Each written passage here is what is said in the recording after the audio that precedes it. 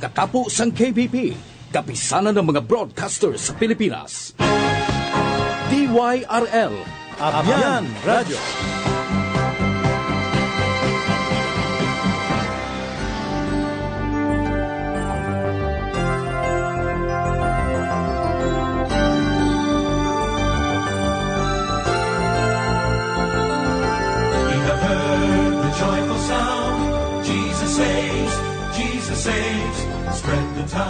Abyan, ikaw bala nagahandom o nagatinguha sa pagkilala si Dios?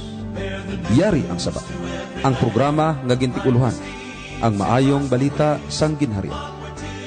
Suno sa Roma 10:15. Daw ano kanami kung makita mo ang mga mensahero nga nagadala sang maayong balita. Ang ini nga palatuntunan ginpasad sa pagwali sang maayong balita sang aton Ginoong Hesukristo, kag sa paghatag sa aton sing buhing paglaom kag kaisog sa pag-atubang sang palabot. Ginbugna man ini para ikaw kag ako makakilala sing hapiit sa Dios nga amo ang aton manluwas kag Ginoo. Busa habilin sing makadali sa pagpamatud.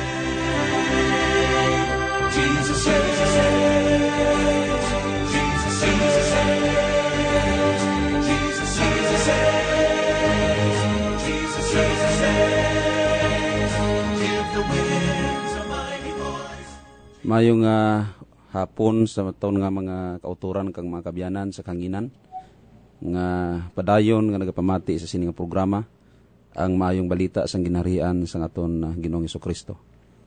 Kag tuguti kami nga magdala sa inyo tagstagsa ka mga panimalay sang minsay sang maayong balita sa sining kahaponon. Welcome kamutanan sa sining programa mga kauturan kang mga kabyanan. Kag aton nga tamyaon ang aton nga mga supporters sa sining programa, si Mr. and Mrs. Edgar and Anafi Lopez, Rona Pilada Lewis, kag si Mr. and Mrs. Raul and Charis Korea. Tagsubong man aton nga tamyaon sing maayman nga hapon ang aton nga mga manog palamati, pinalanggan aton nga mga listeners sa ila tagstagsa ka mga radio kag sa subong man ila mga internet nagapamati sa sining programa via online. Aton tamyaon si Mr. Rico Maglana sa Central Philippine Adventist College sa Alegria Murcia, Negros Occidental, kag subong man si Miss Jeneline Bubu sa Cabancalan City, Negros Occidental, kag si Brother T.D. Abinido sa Naval Biliran Province, Mrs. Jennifer de Bolgado Magada sa Manama, Barin, kag subong man sa kay Bethlehem Navarro sa Cebu City.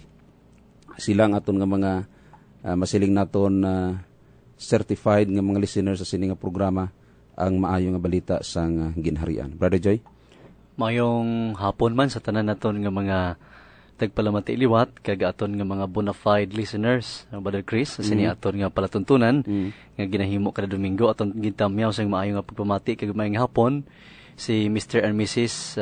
Danilo and Yulin Ubisa dira sa may Barangay Granada. Kag subong man ang aton nga mga kaabyanan dira sa Bacolod Central Church of the Seventh-day Adventist Church sa Los Uriaga Street.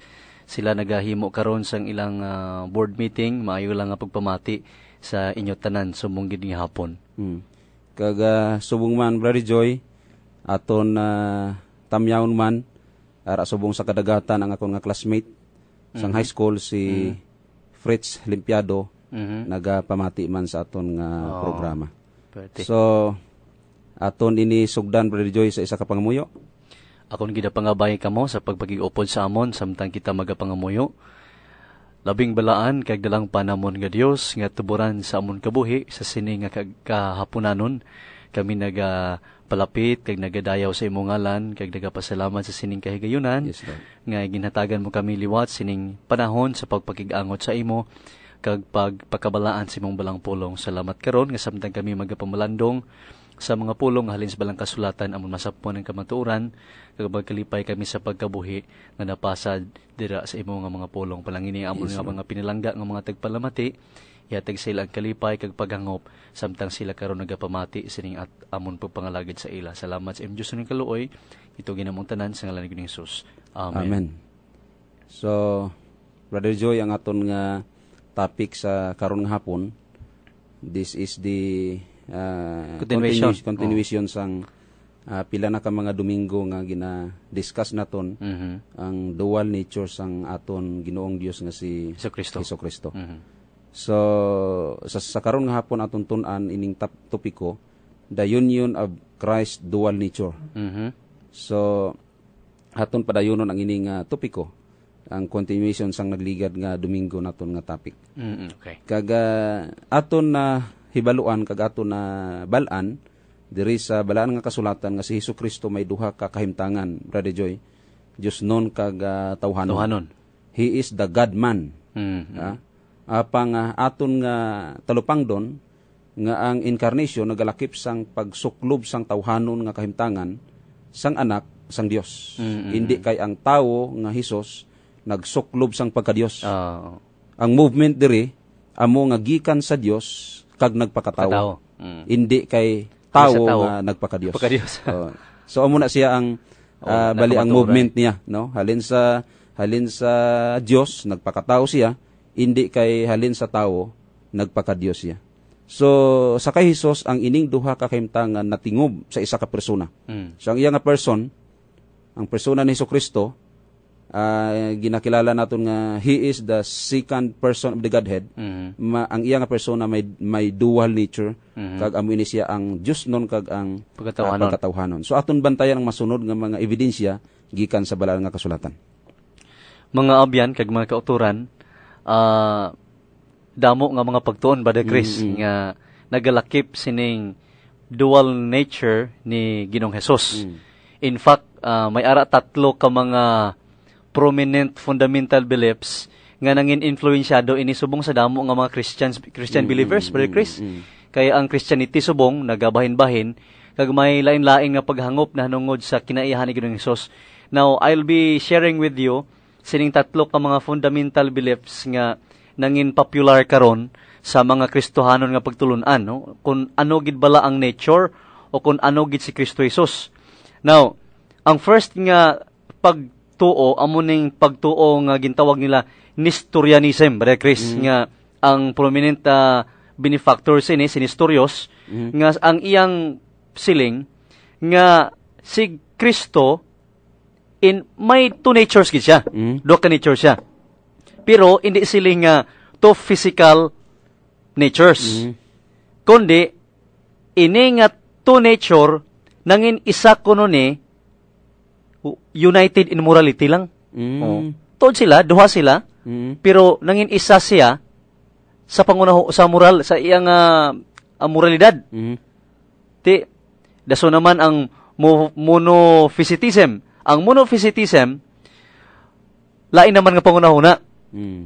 The Father and the Son nag-unite sila and it produce another person. Amo na nga may lain naman nga person, ang lain nga person amo na iya ang nag-unite na dira ang Father kag ang Son. Pero it produce another person. Ang next amo ang monothelitism. Ining monothelitism nagpati sila nga ang amay kag ang anak they are one in will. Sa will. Kabubuton. So, amo na karon na aton tun-an, kag usaon na to na balang kasulatan, kay ti, nagisgot ta, si Ginoong Hesus, may dual nature siya. So, si Jesus Christ, amo na karon na aton top topic, nga, within Jesus Christ, dira natingob ang pagka-Dios, kag ang pagkatawhanon. Ti, pwede ba lang lain naman nga person? O kung isa lang ba sa pangunahuna, isa lang sa moral. So amo nang usisaon naton karon halin sa balang kasulatan ba ni Kristo, no? Aton usisaon sa balaan nga kasulatan ang kamatuoran nga si Kristo Jesus may ara duha ka kinaiyahan, ang pagka-Dios kag ang pagkatawhanon. Brother Chris, sa una sa mga apat nga mga basahon sa bag-ong katipan, amo ni ang Mateo, Marcos, Lucas kag Juan, four gospels. Kag may term nga laing gitawag ini synoptic gospel, ining three gospels, Mateo, Marcos, Lucas. Kay ti ang synoptic gospel, ang meaning sini, there is a degree of parallelism nga in terms of language, events, mga properyo gisa ang Mateo, Marcos,